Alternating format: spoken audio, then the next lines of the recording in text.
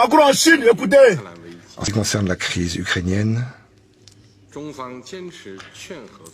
la Chine continue d'appeler à la paix pour un règlement politique de la paix. Et avec la France, elle lance un appel à la retenue à la communauté internationale pour éviter que la situation ne s'envenime encore davantage et même devienne incontrôlable. Nous soutenons les principes d'humanitarisme. Nous souhaitons que soient protégées les victimes du conflit et les installations civiles. Nous nous sommes engagés à ce que l'arme nucléaire ne soit pas employée et nous sommes hostiles, quoi qu'il arrive, à l'utilisation des armes biologiques. Nous sommes également hostiles aux frappes contre les installations nucléaires civiles. Nous souhaitons que des discussions démarrent rapidement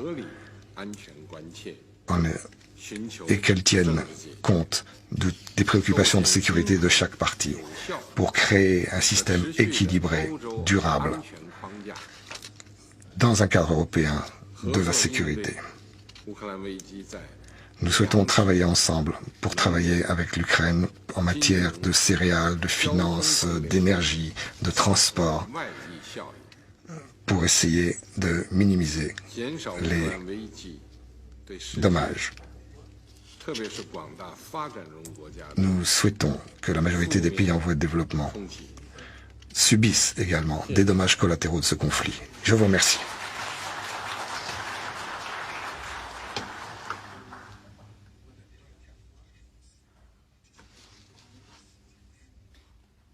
Merci beaucoup, Monsieur le Président. Mesdames, Messieurs les ministres, Mesdames, Messieurs les ambassadeurs, Mesdames, Messieurs les journalistes. Président, merci d'abord pour votre accueil. 3 ans après, un peu plus de 3 années après ma dernière visite, autour de laquelle nous nous étions retrouvés à Shanghai, 3 années durant lesquelles nous avons continué à échanger, malgré la pandémie, de manière très régulière. Mais enfin, rien ne vaut les contacts humains.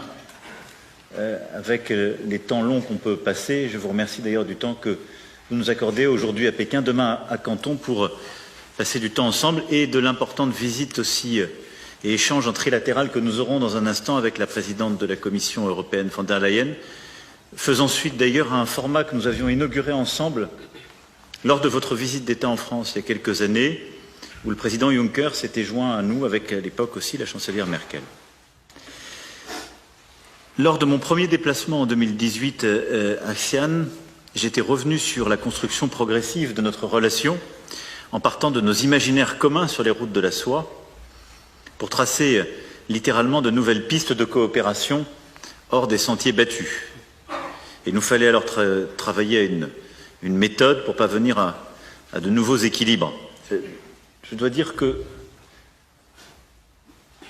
les temps que nous venons de vivre ont précipité les choses. Mais ils ont plutôt conforté, je crois, les convictions stratégiques qui étaient à la base de ce que nous avons alors discuté. Et c'est de cela dont nous sommes venus parler. D'abord, et je commencerai avec ce par quoi vous avez terminé au fond. Je pense que la Chine et la France, en tant que membres permanents du Conseil de sécurité, puissances dotées, compte tenu de leur histoire, de leur amour de l'indépendance, de leur attachement profond à celle-ci, ont à œuvrer ensemble pour essayer de bâtir, en tout cas préserver un ordre international capable de répondre aux défis du temps. Et c'est d'abord essayer de garantir la stabilité et la paix partout où elles sont menacées, mais également d'avoir la juste ambition qui permet d'embrasser les défis contemporains.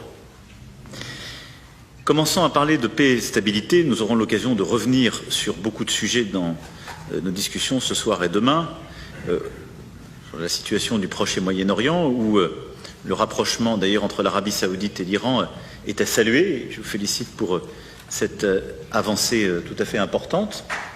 Nous-mêmes œuvrons d'ailleurs aux côtés du Liban, si cher à la stabilité, aux avancées dans la région, et nous aurons l'occasion de revenir sur la situation en Corée du Nord ou en Iran. Mais évidemment, parler de paix, de sécurité et de stabilité aujourd'hui, c'est parler de la guerre, lancée par la Russie en Ukraine. Et sur ce sujet, vous venez d'avoir des mots importants, et je veux ici, au fond, reprendre le fil de notre échange. En effet, cette guerre, d'abord, met fin à des décennies de paix sur le continent européen. Mais c'est notre guerre à tous. Et vous l'avez très bien rappelé. D'abord parce qu'un pays, membre permanent lui aussi du Conseil de sécurité, a décidé de violer la charte. Et nous ne pouvons accepter cette situation. Et c'est pourquoi notre action diplomatique rappellera la Russie à ses devoirs. Violer l'intégrité territoriale et la souveraineté d'un pays, ne pas franchir les frontières internationalement reconnues et vouloir faire admettre un état de fait n'est pas conforme au droit international et à la Charte des Nations Unies que nous défendons ô combien. La deuxième chose, vous venez de rappeler avec beaucoup de force le sérieux, l'esprit de responsabilité qu'imposent les questions nucléaires et la volonté que la France partage qu'évidemment le nucléaire soit exclu totalement de ce conflit, qu'il y ait le respect de l'ensemble des traités internationaux en la matière et qu'en aucun cas il ne puisse y avoir de déploiement d'armes nucléaires en dehors du territoire des États dotés, en particulier en Europe. Et à cet égard, chacun doit être rappelé à ses devoirs, en particulier la Russie qui a annoncé il y a quelques jours vouloir déployer en Biélorussie de telles armes, ce qui est non conforme aux engagements pris à votre égard, à notre égard et au droit international. Troisième élément que vous venez de rappeler, c'est sur le plan humanitaire. Nos deux pays sont déterminés à faire respecter le droit international humanitaire, en particulier quand il touche les enfants, déplacés aujourd'hui de force, et lorsqu'il nous faut lutter aussi ensemble contre l'impunité. On a là les bases, on le voit bien, de ce que nous devons défendre et de ce qui impose une reprise de discussion au plus vite pour bâtir une paix durable. Mais durable. D'abord, c'est une paix qui ne peut se faire sans qu'il y ait le respect du peuple ukrainien, qui est le peuple agressé, sans qu'il n'y ait donc un geste fait par la Russie. Et cette architecture européenne de sécurité que vous appelez de vos vœux, et je peux me retrouver dans une telle formule, parce que je pense que l'Europe a besoin en effet d'une organisation stable de sécurité dans l'avenir, elle n'est pas possible si des pays en Europe sont occupés. C'est aujourd'hui le cas de l'Ukraine, qui, quoique n'étant pas membre de l'Union européenne, mais ayant cette perspective, est un pays européen. Et donc on ne peut pas avoir une Europe qui vive en sécurité, en stabilité, tant qu'on aura un pays sur notre continent qui sera occupé par une puissance voisine. Et donc, la conclusion logique, si je puis dire, des différentes pièces que vous avez mises sur la table, des principes, je m'y retrouve, mais c'est qu'il nous faudra, dans un avenir que j'espère le plus proche possible, eh bien, réengager une discussion exigeante avec tous, et en particulier avec la Russie, pour qu'elle respecte ces principes que vous avez posés, que vous défendez, et que défend la France et sa diplomatie. Nous voulons, en effet, pas simplement la fin du conflit, mais le respect de la souveraineté et de l'intégrité territoriale ukrainienne, seule condition d'une paix durable, et nous voulons à la fois qu'il n'y ait nulle escalade à court terme, mais que nous nous donnions les moyens de cette stabilité dans la durée. Ensuite, parlant des grands enjeux internationaux, je le disais, nous avons à cœur d'avoir une ambition commune sur beaucoup d'entre eux. Nous serons présents au 3e forum des nouvelles routes de la soie. Vous nous ferez l'amitié d'être représentés à haut niveau, non seulement au sommet que la France co-organisera avec le Costa Rica pour les océans, sommet des Nations Unies en 2025. Frère, le vœu chinois il est prêt. Il est prêt. Yannick, j'ai regardé les Chinois, mais je ne savais pas qu'ils étaient forts en diplomatie comme ça. Yo! Philippines, respect. Respect. Là, c'est un génie. C'est un génie. Regarde sa démarche. En fait, cette rencontre-là, c'est à son initiative. Hein? C'est lui qui a initié ça. D'abord, il est parti en Russie. Il est parti en Iran. Il a pu rapprocher l'Irak et puis l'Iran et puis l'Arabie Saoudite. Il est en train de faire ce rapprochement. Mais il a une visite avec, il a rencontré Poutine. Il va rencontrer Macron et puis, il a rencontré Macron et puis Van der Leyen. C'est que l'Europe plus y compris la France, et puis je crois les États-Unis et puis l'Allemagne, tout ça il va les recevoir. Ben, il met Zelensky de côté parce que Zelensky c'est une marionnette, il sait ça. Mais un peu Poutine, qu'est-ce qu'il a dit? Et ce qu'il a dit à Poutine, c'est exactement ça qu'il a dit à Macron. Il dit quand il était avec Poutine, il dit, il a conclu un accord avec Poutine qui stipule que un pays, quand tu as tes armes nucléaires, tu ne dois pas les déployer au-delà des frontières. Tu ne dois pas les déployer au-delà des frontières. Donc, ce qui veut dire que les États-Unis doivent, il dit ça à Macron, hein, ce qui veut dire que les États-Unis doivent retirer leurs missiles de la Turquie, de la Pologne, et de l'Italie, et de tous les pays européens. Donc, ils n'ont qu'à ramener les missiles. Ce qui revient à dire aussi que si les États-Unis ne ramènent pas leurs missiles et que Poutine déploie ses missiles en Biélorussie, c'est les États-Unis qui n'auraient pas respecté les accords. Voilà pourquoi Poutine a déployé ses armes en Biélorussie. Poutine est prêt, hein? Il est prêt, il a déjà préparé même le terrain où il va déployer ses armes, ses missiles tactiques en Biélorussie, à la porte de l'OTAN. Il a prévu tout ça. Il a prévu ça. Donc, le gars, il continue. Il dit, je ne suis pas d'accord pour l'utilisation des armes nucléaires dans la crise ukrainienne. Mais je ne suis pas d'accord aussi pour l'utilisation des armes biologiques. Là, c'est qu'il prend une position médiane. Il dit, je ne suis pas pour l'un, je ne suis pas pour l'autre. Pourquoi? Parce que la Russie a ses armes nucléaires. Mais les armes biologiques, la Russie a fait un rapport pour dire qu'ils ont retrouvé des armes biologiques en Ukraine et que les États-Unis qui développaient ça. Vous comprenez? Et la Chine elle-même a confirmé ça. Donc là, le vieux est en train de parler aux États-Unis et il parle à la Russie. Mais il parle même pas, là il s'adresse même pas à Macron. Mais il parle aux États-Unis, il parle à Joe Biden et à Poutine en même temps. Il est prêt. Et après il dit, je ne suis pas d'accord pour le bombardement des sites nucléaires civils. C'est-à-dire les centrales nucléaires de Zaporizhzhia, les centrales nucléaires civiles que les Ukrainiens eux-mêmes font bombarder.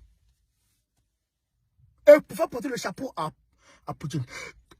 Donc là, il a tapé un peu partout. Et il dit, on doit dialoguer pour que les céréales de l'Ukraine, là, on a besoin de ça encore.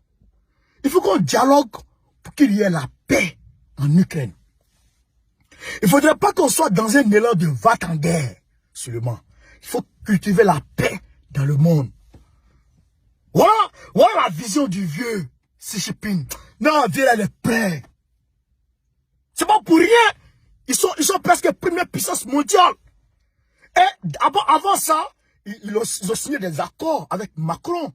Parce que Macron a pris la loi, ils ont pris, comment on appelle ça, leur loi de réarmement, là, de 413 milliards d'euros que la France a décaissé pour le réarmement. Mais ils ont signé des accords avec la Chine. La Chine va les aider à se réarmer aussi.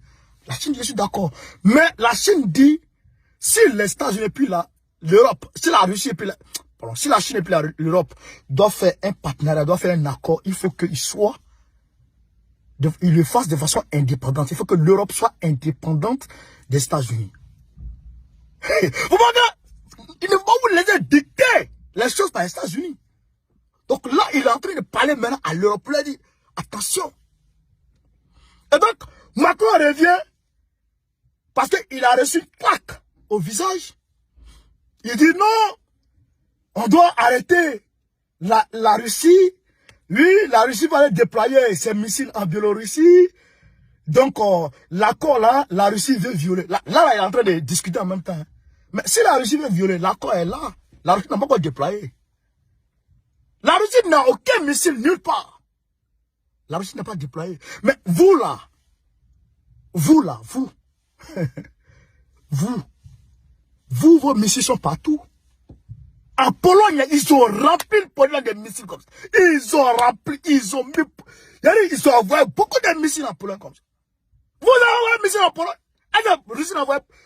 Poutine n'a pas encore envoyé un missile. Même en Turquie, de Erdogan. Erdogan qui nous a trahis. Erdogan qui a trahi Poutine. Même en Turquie, ils ont envoyé des missiles là-bas. Beaucoup de missiles.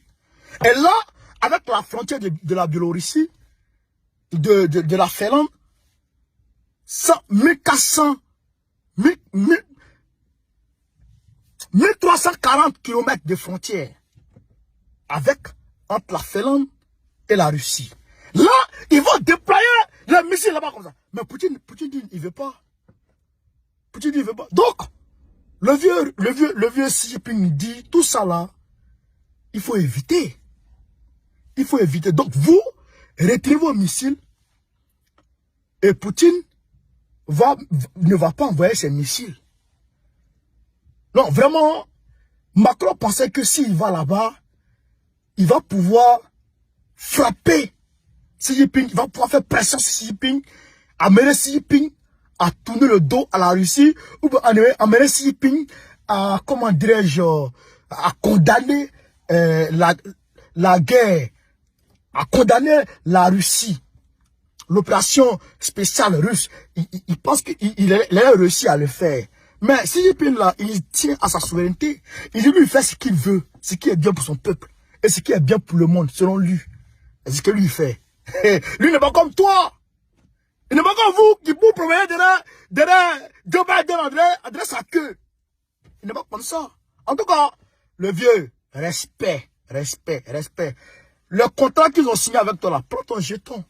Prends ton jeton avec eux. Faut même pas les regarder. Faut même pas regarder à gauche à droite. Prends ton jeton. Viens, il est prêt. Voilà, il est prêt. Camarades, je vous demande de partager au maximum la vidéo. Le samedi 8, on se retrouve nous tous à la place Trocadéro à Paris ici. Place Trocadéro à Paris. Nous tous à partir de 13h, on va manifester contre Macky Sall. On est ensemble les gars, merci.